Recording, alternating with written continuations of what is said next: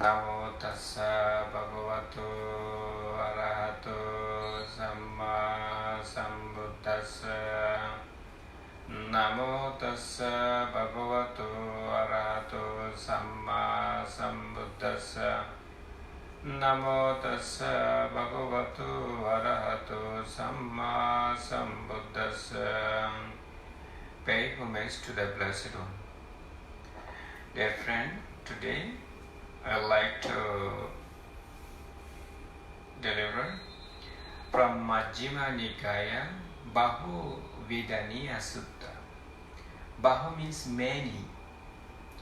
Vedaniya means feeling. So, the many kinds of feeling. So, before, I think many days ago I said that this meditation is feeling meditation. You must feel. If you don't feel, that means your meditation is not going positively. You have to feel that. So one way I said smiling, you keep smiling all the time. That means you keep your mind light. Okay? So, the many kinds of feeling. Bahu Vedaniya Sutta from Majjhima Nikaya, Sutta number 59. Don't forget, okay? I will ask next time. So, in this sutta, thus have I heard on one occasion the Blessed One was living at Savatthi in Jata's group, another Pindika's park. Then the carpenter Panchakanga went to the Venerable Udayi. You see here two persons. One, the carpenter Panchakanga, that means the householder. And another one, Venerable Udayi. Venerable in Bhikkhu, monk. And after paying homage to him, he sat down at one side and asked him, Venerable Sir, how many kinds of feeling have been stated by the Blessed One? The first question. Who asked that? Carpenter Panchakanda. That means householder. You can say householder. It's easier, right? No need to remember his name. Three kinds of feeling have been stated by the Blessed One. So Venerable Udayin said three kinds of feeling stated by the Blessed One. Householder. Pleasant feeling, painful feeling, and neither painful nor pleasant feeling. These three kinds of feeling have been stated by the Blessed One. Who answered that? Venerable Udayi. Now, householder, carpenter Panchakanda, Panchakanga. So Panchakanga will not be agree with him. So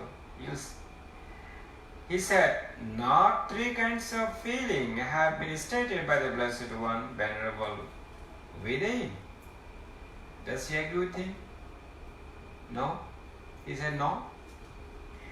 Two kinds of feeling have been stated by the Blessed One, pleasant feeling and painful feeling. And how are the one? And he said, this neither painful nor pleasant feeling has been stated by the Blessed One as a peaceful and sublime kind of pleasure. That means he accepted only two kinds of feeling. And another kinds of feeling, he said no. Buddha didn't say that. And neither painful nor pleasant feeling is called a peaceful and sublime. Who said? Householder. Householder said that. A second time and a third time, Venerable Udayi stated his position. In a second time and a third time, the carpenter Panchakanga stated his. But the Venerable Udayan could not convince the carpenter Panchakanga, nor could the carpenter Panchakanga convince the Venerable Udayan.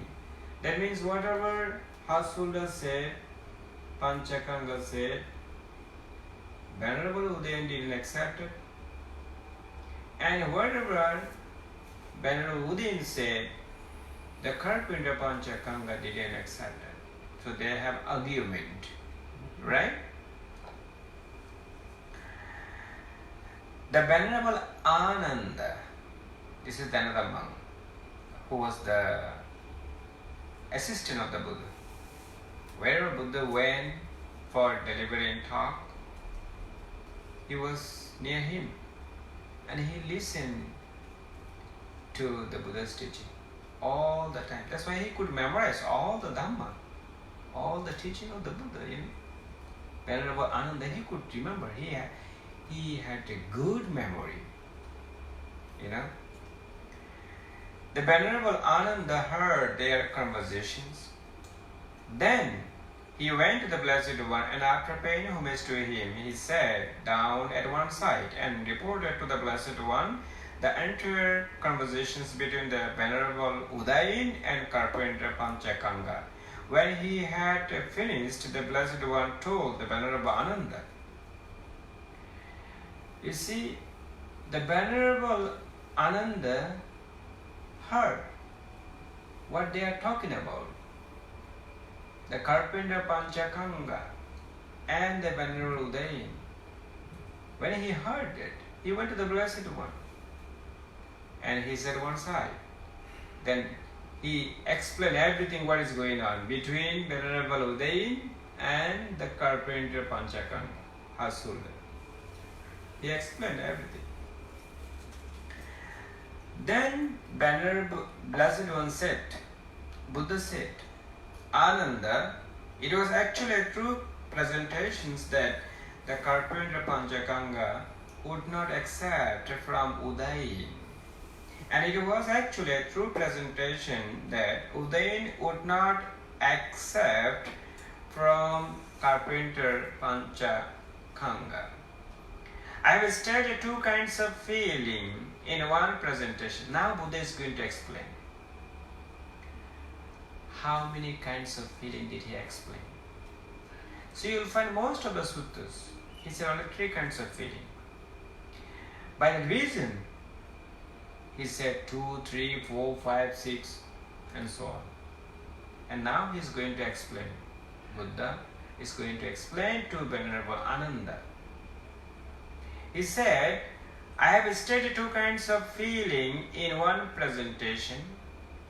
I have stated three kinds of feeling in another presentation.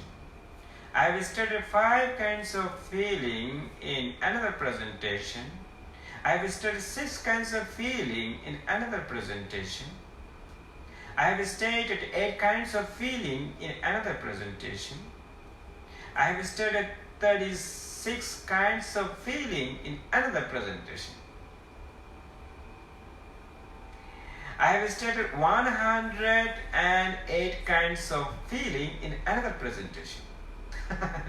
You see how many kinds of feeling? Yeah. That is how the Dhamma has been shown by me in different presentations. Who said that? Buddha. Buddha said.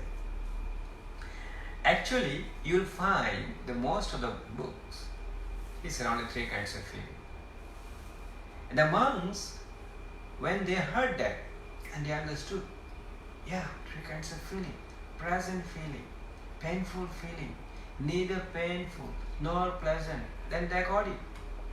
That didn't argue like householder, Panchakanga, householder, and then Udayan.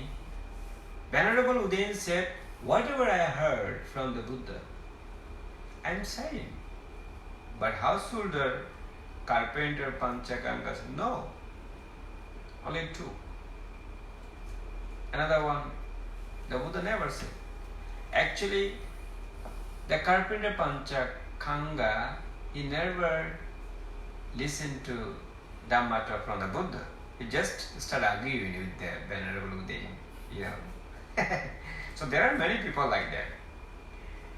They don't want to learn, you know, but they want to argue. They pretend that I know better than you, you know. So that way you cannot learn. You have to be calm. You have to pretend that I don't know anything. Like I feel myself, even though I'm studying Buddhism 18 years, still learning. I say to the people, I don't know anything. So that way you'll get great chance to learn more. And people think that even though he knows a lot, but still he said that he doesn't know anything. Right? So if you say, I know everything than you, that means you have a great mana, great proudness. This is one of the hindrances. The proudness, you know, this is one of the unwholesome things. So unwholesome, when you proud yourself, that means this is unwholesome. If you keep in your mind, then your meditation will go negative. And people think that, oh, he can meditate, we know, but he couldn't overcome his proudness. Proudness, one of the unwholesome. So you have to overcome all the unwholesome things from your mind. Then your mind is pure. Right? So what are the unwholesome? What are the unwholesome? You forgot? 5 hindrances. 5 hindrances and also other things. 5 hindrances, sensual desire. So he will explain here what are the 5 hindrances also. 5 hindrances: sensual desire, hatred, and or aversion, sleepiness or dullness, and restlessness and anxiety, and doubt. These are the 5 hindrances, right? Proudness, killing any living beings, taking what is not given, and adultery, and telling lies, and slandering, and using harsh speech, and then rise the greed, hatred, and wrong views. All those in proudness, because of those things, your mind is distracted. So when your mind is distracted, then you have to use the harmonious practice. That way, your mind will be pure. Right? So, when the Dhamma has thus been shown by me in different presentation, Buddha said, it may be expected of those who will not concede, allow, and accept what is well stated and well spoken by others, that they will take to quarreling, brawling, and disputing, stabbing each other with verbal daggers.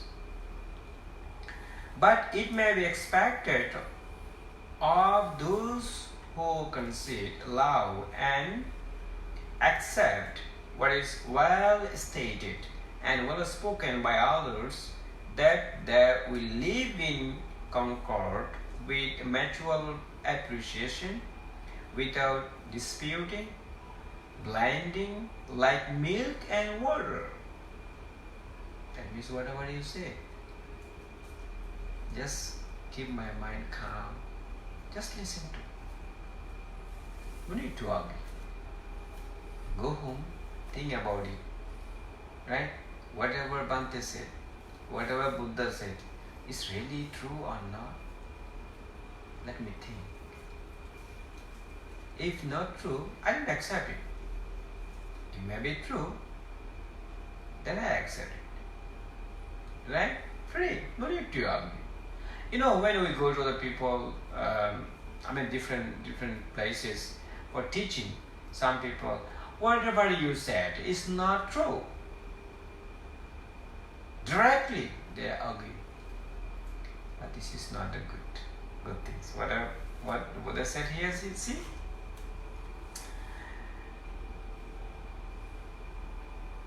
Without disputing, no need to dispute.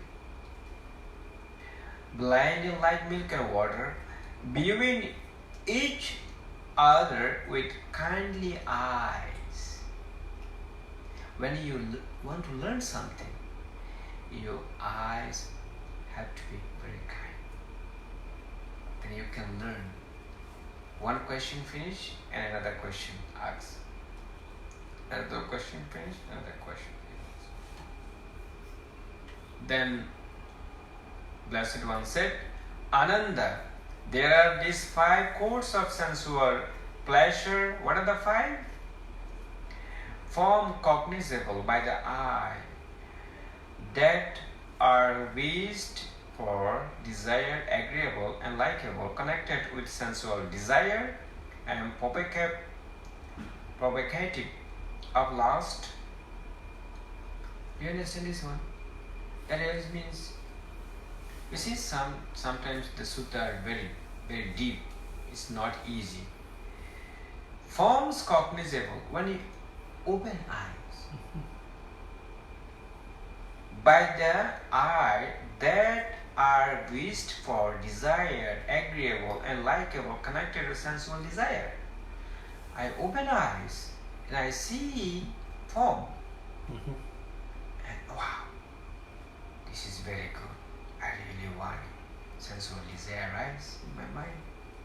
If your eyes is closed, you didn't see any form, desire never rise. I like it. I want to get it.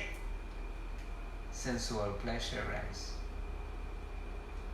That's why he said here, form cognizable by the eye that are wished for, desired, agreeable and likable, connected with sensual desire and provocative of lust.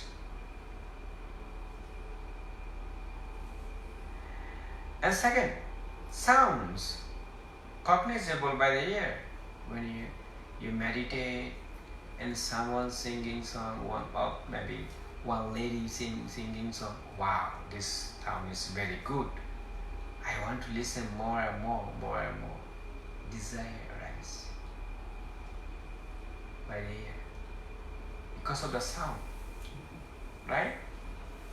And next, odor cognizable by the nose. You get a smell, desire arises, right? And flavor cognizable by the tongue.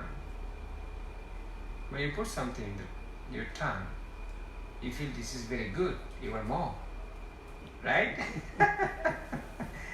And then tangible cognizable by the body, touching. When soft things touch near body, sensual desire arises. That are wished for, desired, agreeable and likable, connected with sensual desire and provocative of lust. These are the 5 courts of sensual desire. Now the pleasure and joy that arise dependent on these 5 courts of sensual pleasures are called sensual pleasures. Do you understand this one? That means this is the basic. He said that through the 6 senses, to the 5 senses, to the 5 senses, eye, ear, nose, tongue, body, sensual desire arises. I feel pleasure. I feel joy. Right? And from that pleasure and joy, there's something more. So what are the Buddha is now going to explain? Buddha said, should anyone say, should anyone means if anyone say, that is outmost pleasure and joy that beings experience. That means if some people say that this is the highest pleasure and joy, Buddha don't accept that. He said there is something more pleasure and joy than this one. So what are that? He said, I would not concede that to him. Why is that? Because there is another kind of pleasure, loftier and more sublime than that pleasure. You see? Do you understand this one? And what is that other kinds of pleasure and joy? Here, Ananda.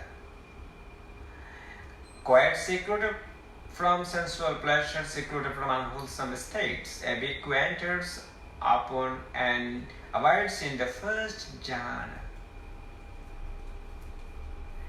which is accompanied by thinking and examining thought, would joy and happiness born of seclusion. This is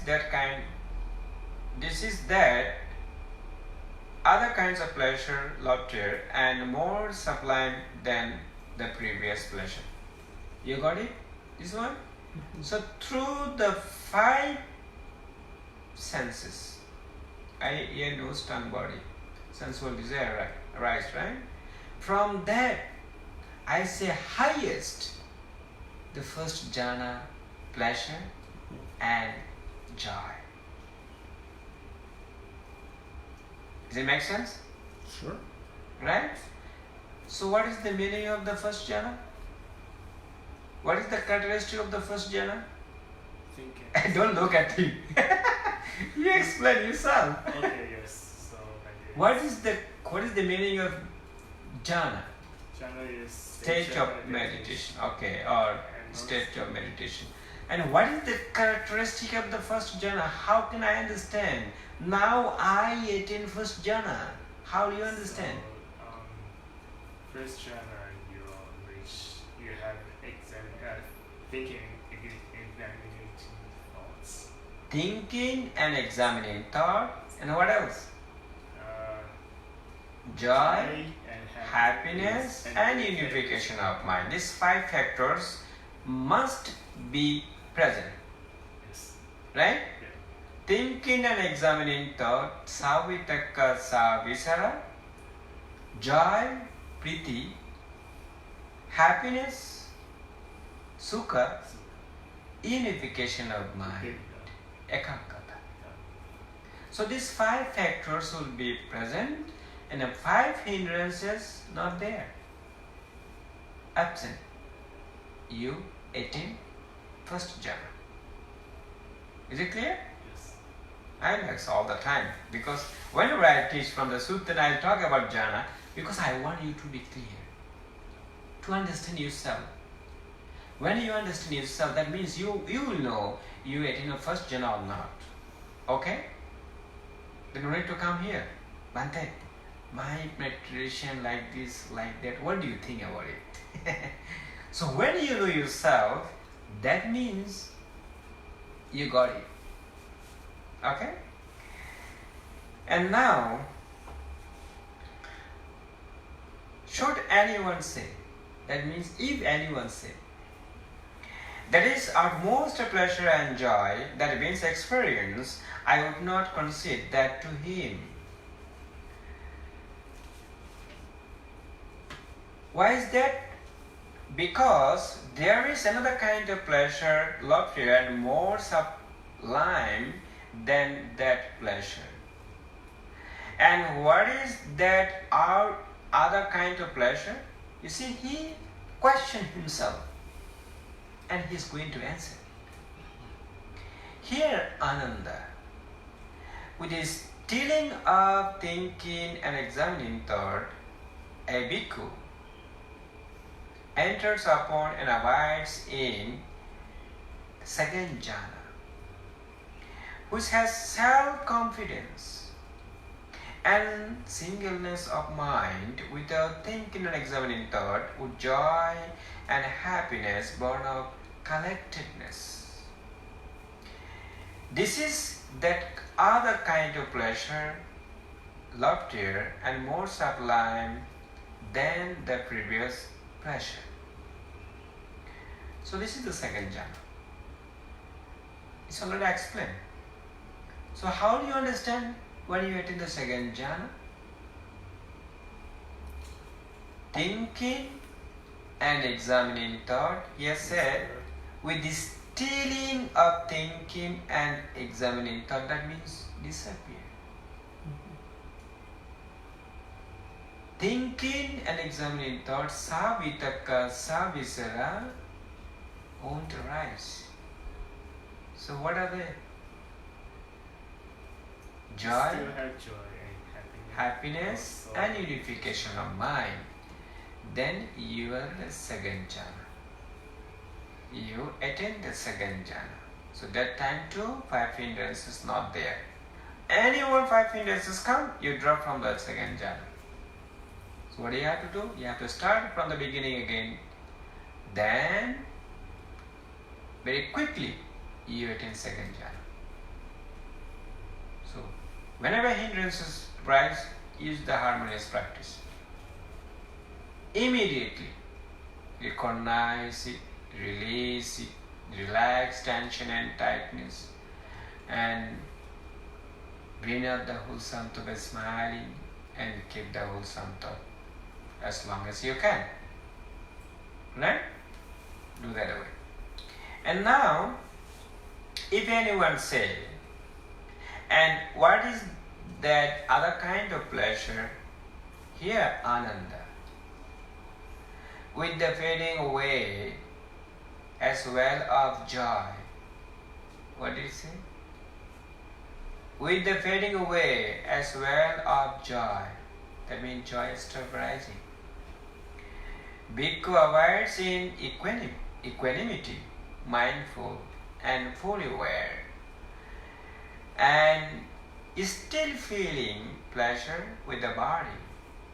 He enters upon and abides in the third jhana, on account of which noble ones announce, he has a pleasant abiding who has equanimity and is mindful.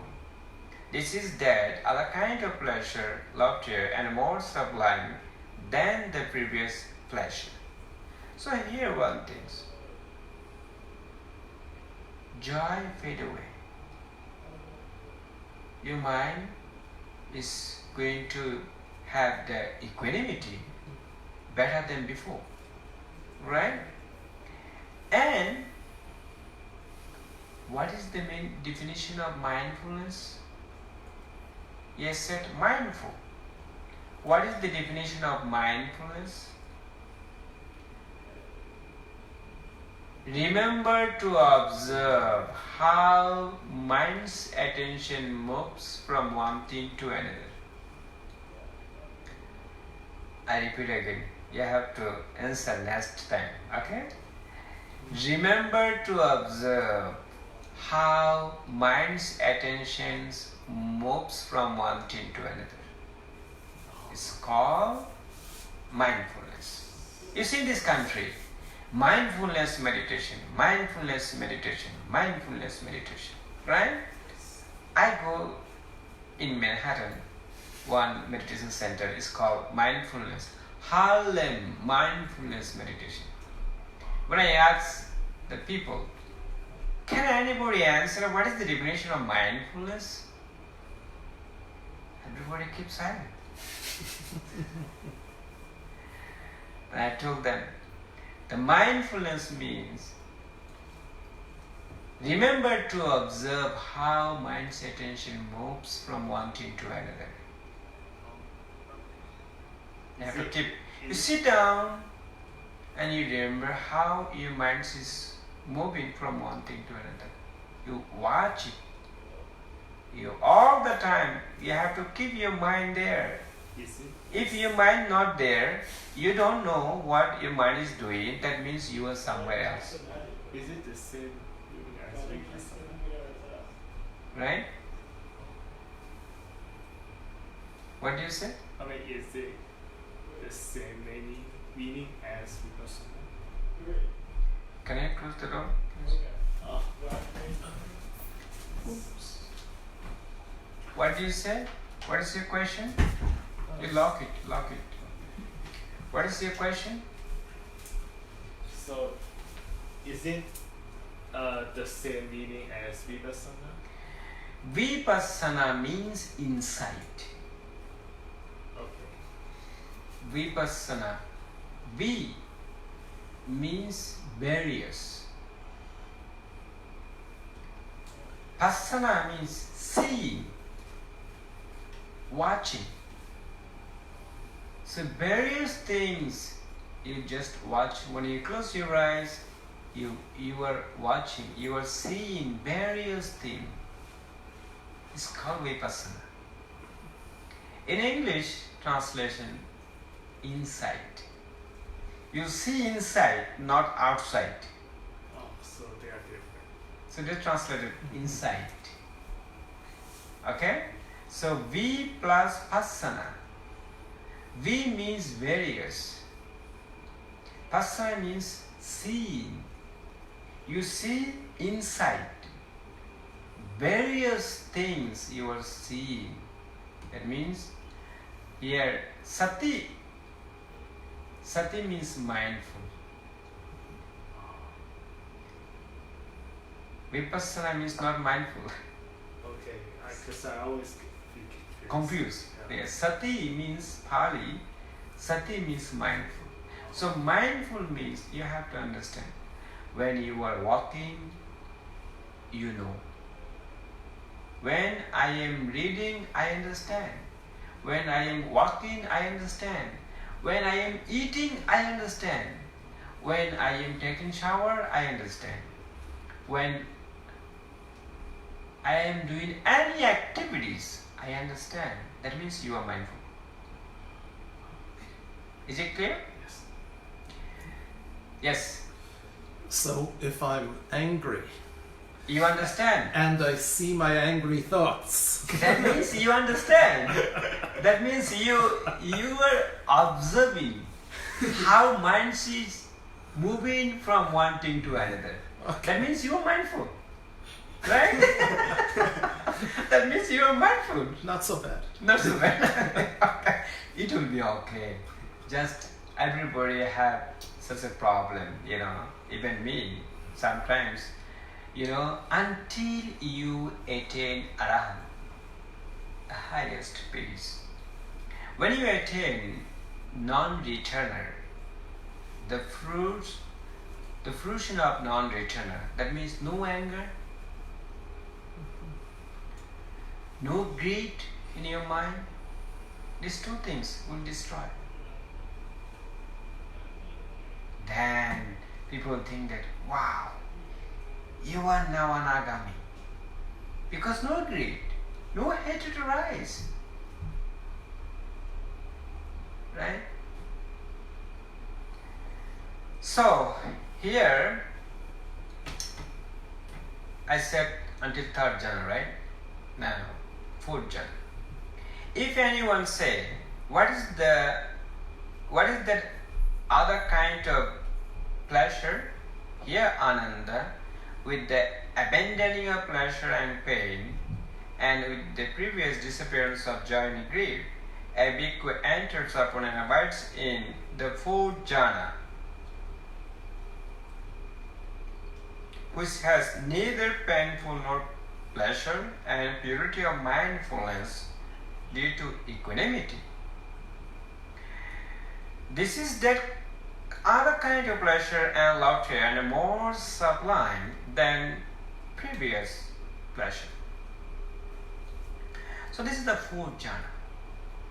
When in your mind, no pain, no pleasure, your mind is so balanced, you have a lot of equanimity. Your mind has a lot of equanimity. Then you feel in from here, go to the top of your head. Some people complain a lot. Bhante, before I felt joy a lot here, the center of the chest. But I don't feel now. I want it again. But the Buddha said here, it will disappear from your mind. From here, it will go to the top of your head. You don't feel here, you feel here. Right? That means you have a lot of equanimity. No pleasure, no pain, painful. Your mind is in balance. That means you will be advanced meditator that time. Okay? You attain the fourth jhana. Now, if anyone say, and what is that other kind of pleasure? Here, Ananda, with the completing surmounting of perceptions of form, with the disappearance of perception of sensory impact, with non-attention to perceptions of diversity, aware that space is infinite, Abhikkhu enters upon and awaits in the base of infinite space. This is that other kind of pleasure, loftier and more sublime than the previous pleasure. Do you understand this one? That means when you attain first jhana, second jhana, third jhana, fourth jhana, that from first to fourth we call Rupa realm, form realm, right? Yes. And now, when you radiate loving kindness to yourself and to your spiritual friend, you are in first jhana, second jhana, third jhana, fourth jhana. Now you advanced meditator. Then you have to practice 6 direction and all direction, right? From there, you don't have form. You have only mind. So your meditation will change from loving kindness to what? Compassion. Compassion. What stage?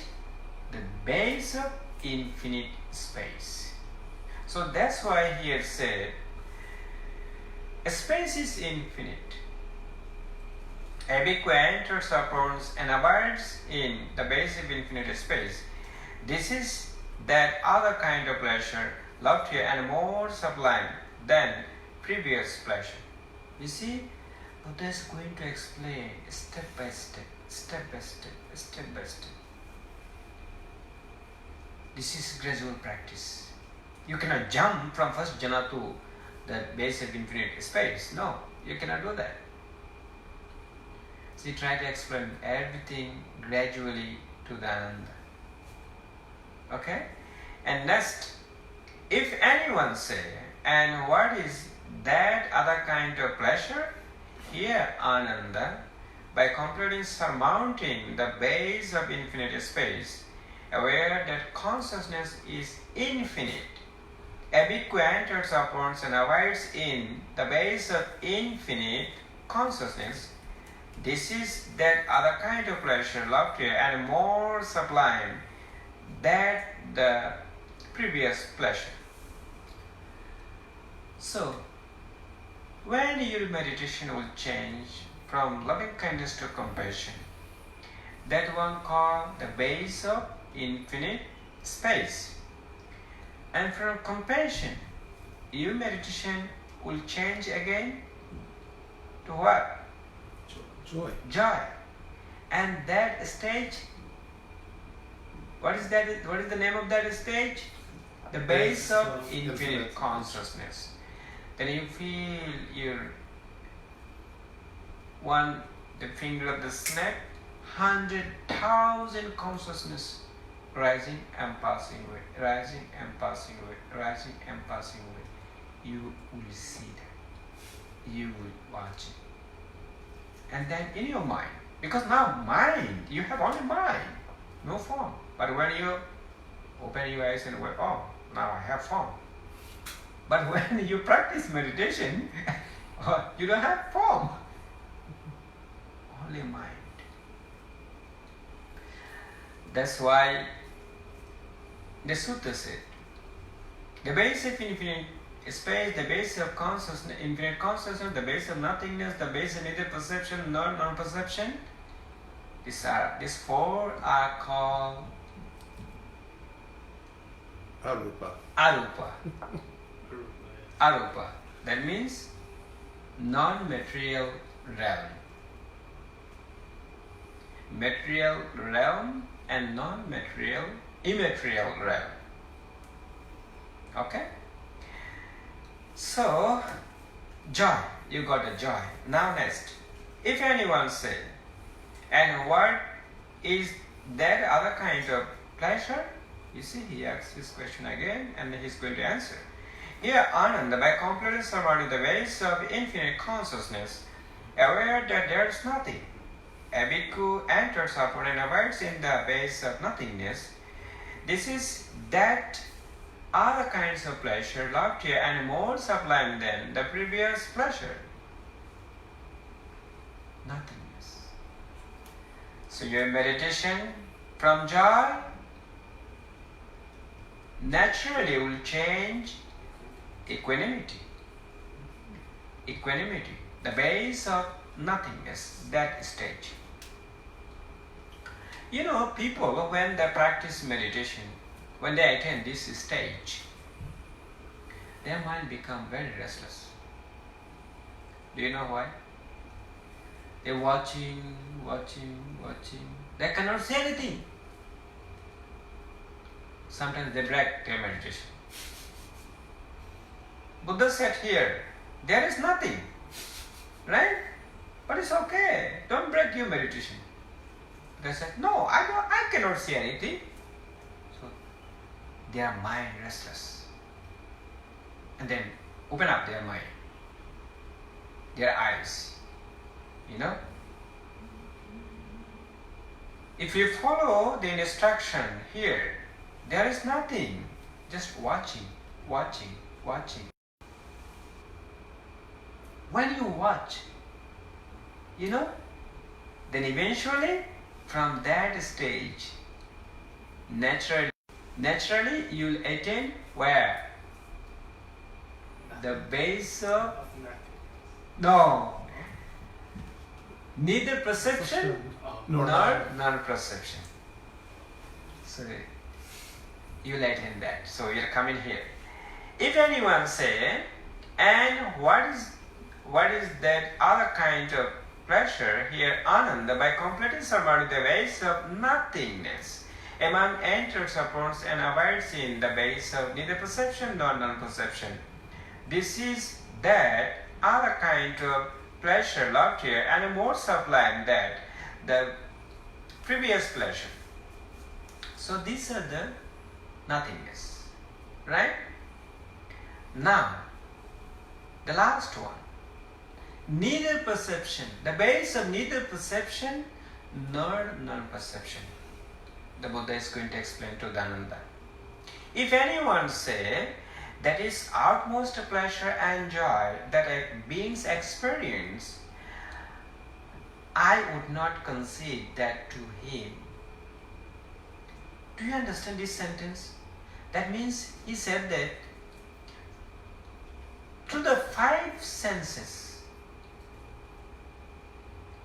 whatever you feel, pleasure and joy, I say from that pleasure, first jhana, pleasure and joy is up, is more. And from first jhana, pleasure and joy, second jhana, pleasure and joy, more. Right? Or second jhana pleasure is the important. Right? And from the second jhana, joy and pleasure, third jhana, I say better. And fourth jhana, from the third jhana, fourth jhana, pleasure and joy is better, right? And from fourth jhana, I can say the base of infinite space, pleasure and joy better. So he want to explain like this. And then from the base of infinite space, joy and pleasure, I can say the base of infinite consciousness, joy and pleasure better. Right? From the base of infinite consciousness, joy and pleasure, I can say the base of nothingness, joy and pleasure better. And eventually, he said, from the base of nothingness, pleasure and joy, I can say the base of neither perception nor non-perception, pleasure and joy, highest. Do you understand? See, he tried to explain that way to the Venerable Ananda. The last one, he said, if anyone say that is the utmost pleasure and joy that beings experience, I would not concede that to him. Why is that? Because there is another kind of pleasure, loftier and more sublime than that pleasure. And what is that other kind of pleasure? Here Ananda, by completely surmounting the base of neither perception nor non-perception, a bhikkhu enters upon and abides in the cessation of perception and feeling. That is, this is that other kind of pleasure, loftier and more sublime than the previous pleasure. This is the last one. That means, here one thing the Buddha said, the cessation, feeling, perception and consciousness. Stop. And in your mind you feel huge sensation rest, joy rest, uplifted joy that you never experienced in your human life before. That means you will be Sutapanna that time. Yeah, you want to get it? Yeah. What is Sutapanna? The stream, the path of stream entry. Wow. The fruition of stream entry. First you have to attain the path of stream entry, and then later on, when you practice continuously, then you will attain again feeling, perception, consciousness stops for second times, then you attain the fruition of stream entry. So when you become Sutapanna, the path of stream mantra, the fruition of stream mantra, that means you never break any precept. You never kill any living beings, you never take what is not given, you never commit adultery, and you never lie with anyone, and you never drink alcohol. When you break precept, you feel guilty. Wow, no. Your mind will say, no, I don't want to do that. Because you are noble ones. You attain the Sutapanna, right? And finally, he said, it is possible, Ananda, that wanderers of other sects might speak thus. What does it mean, wanderers? Bhikkhu. No. No? Wanderers means other priests. During the Buddha's time, there are many Hindu priests, Hindu monks, right? So the Buddha said to them, wanderers. That means they are from other group, not the disciple of the Buddha. Right? Yes. I have a question. So what's the definition of base? Base. Yes. Base means we call in Pali ayatana. Ayatana, base or space. Base or space, all the same. So it's different from realm, right? The realms in English, there are many English, realm, ayatana, base, space, Oh, so they are the same meaning, right? same meaning. Right? And he said, Buddha said, I repeat again this one, it is possible, Ananda, that wanderers of other sects, you see, that means not from the Buddha group, from other sects, might speak thus. The recluse Gautama speaks of the cessation of perception and feeling, and he describes that as pleasure. What is this? And how is this? Wanderers of other sects who speak thus should be told, you should speak to them like that. Buddha said, friends, no, the Buddha said to the Ananda, you have to explain this way. Friends, the Blessed One describes pleasure not only with reference to pleasure, with reference to pleasant feeling.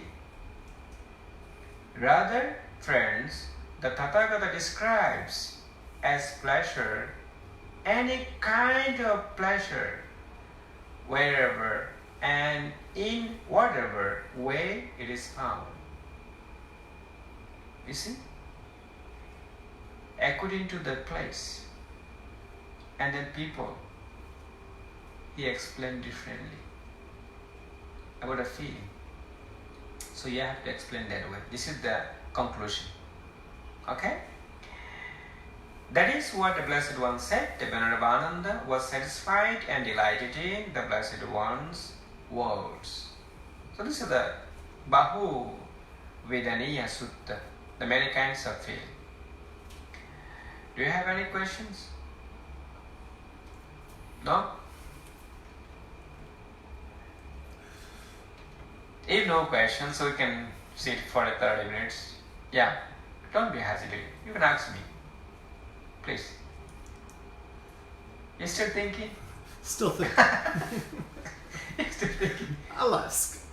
Huh? I'll ask later. Okay, no problem. Try to remember it. Maybe after practicing 30 minutes, you will get it. Right? Anyway. So we can sit for we can practice meditation 30 minutes. Can you